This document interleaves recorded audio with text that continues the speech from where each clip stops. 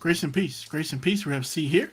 Today we are going to look at this powerful biblical doctrine that's not often taught, the doctrine of adoption.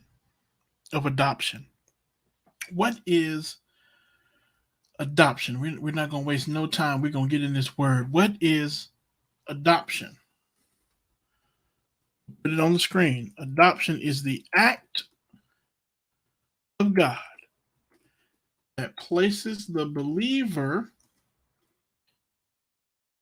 in his family as an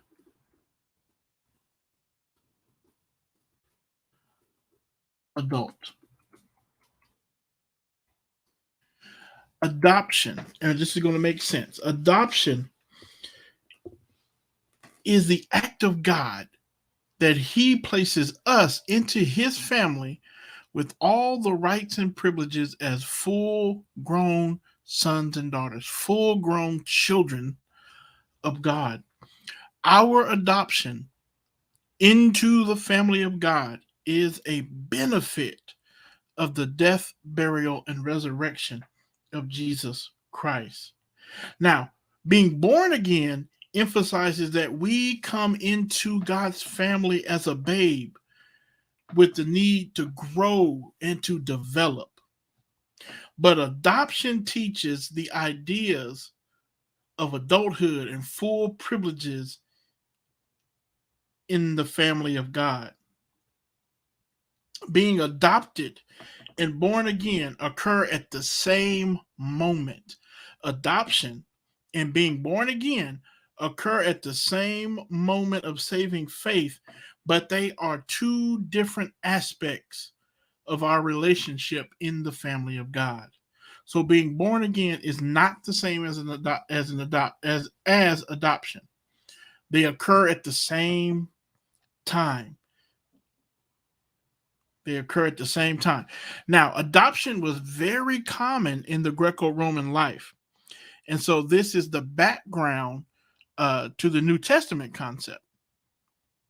So, you would have childless couples who would adopt a son, and that son would become an heir. Even if the adopted son had living biological parents, they had no more claim over him after the adoption had taken place.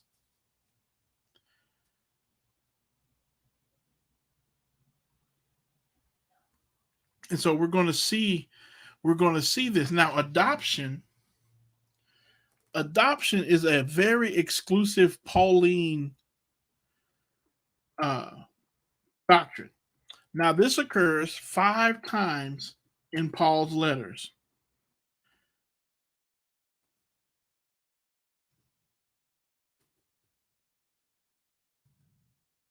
We'll put those on the screen.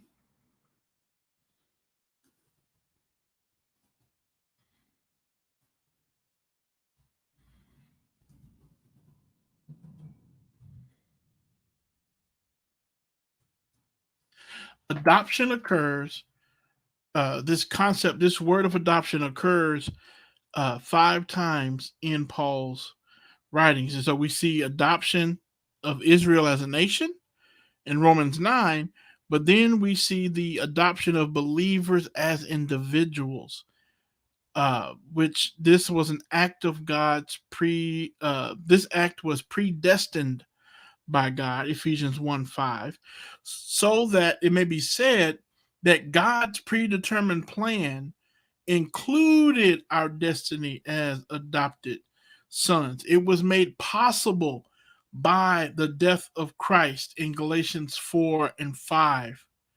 It happened the moment we believed and became a part of the family, Romans 8:15, and then it awaits its full realization when we receive our resurrected bodies.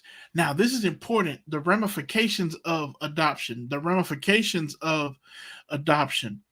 Adoption means that we are placed in a family which we did not naturally belong. We were placed in a family which we did not naturally belong. Ephesians 2:3. We were children of wrath, but now we have become sons of God. So adoption puts you into a family which you did not naturally belong to. Adoption means that we have complete freedom from our previous relationships, particularly uh, to the law. In other words, the other side of adoption is freedom from the law. Adoption is possible only because of a voluntary act of one doing the adoption. They have to want to adopt you. Before the foundation of the world, God's plan included our adoption. We have the full rights and privileges of being in God's family. We have the full rights and privileges of being in God's family. Now we notice here it says, but as many as received him, as many as received him, to them, to them, he gave the right, the exousia, to become the teknatheu, the children of God, even to those believing in his name.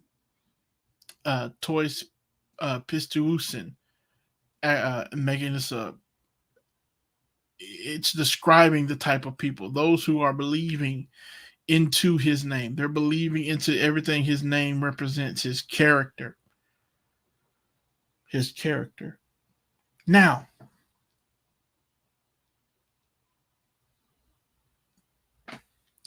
the we have been transferred into, we have a transfer of status when we're born again.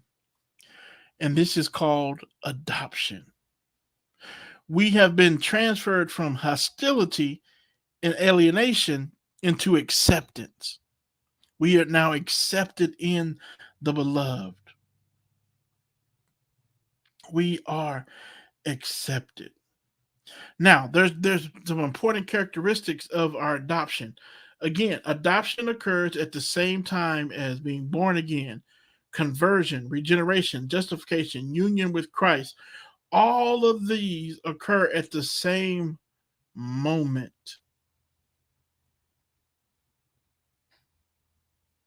You see, yes, it is logically distinguishable from regeneration and justification, but adoption is not really separable from them. Only those who are justified and regenerated are adopted, and vice versa. So we have been, we are the children of God, the adopted children of God, not born of natural descent, not of human decision or human's will, but born of God. Now, I know a lot of when you really study this doctrine, it'll just knock your socks off when you really get in there and study this doctrine. Adoption involves both involves a change of both status and condition.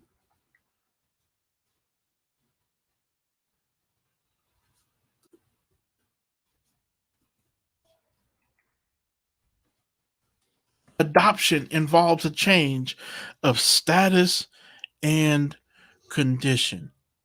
Adoption is a declarative matter, an alteration of our legal status. We become God's children. That's an objective fact.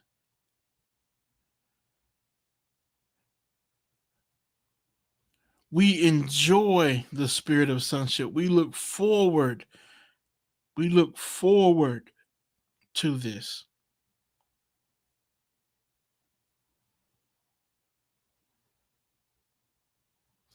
Adoption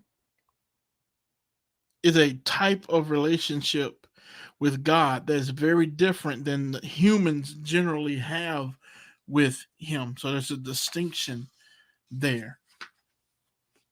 Now, what are the benefits of adoption? The benefits of adoption is forgiveness. Number one is forgiveness. Our sins have been forgiven. Our adoption and God's forgiveness are eternal. Our adoption involves reconciliation. Not only has God forgiven us, we've been reconciled we've been reconciled to Him. We no longer have this enmity towards Him. He has shown us His face. The damage done by sin to our fellowship has been restored. There's liberty. Now, this liberty is not a license to sin. It's a freedom. It's a liberty. Adoption means that the Christian is the recipient of God's fatherly care. And yes, this does include being disciplined.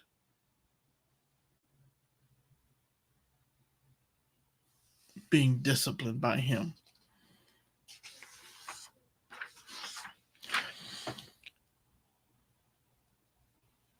So we need to look at that adoption. Finally, adoption involves the Father's good will. It's one thing for us to be pardoned, the penalty for our wrongdoing to have been paid. That simply means we will not be punished in the future. It doesn't necessarily guarantee goodwill between us.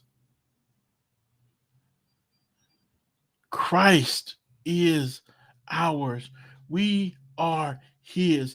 And through the adoption, He extends to us all the human benefits, His measureless love can bestow. So because you have been adopted into the family of God, you are a benefit. You are a beneficiary. You are a recipient of God's amazing love. And that's all I wanted us to see today with this brief video. We've been adopted into the family of God. There's no greater place to be than to be a son of the living God. Well, this is Rev C saying God bless you. God keep you. Meditate on this word. Stay in the word. Be blessed.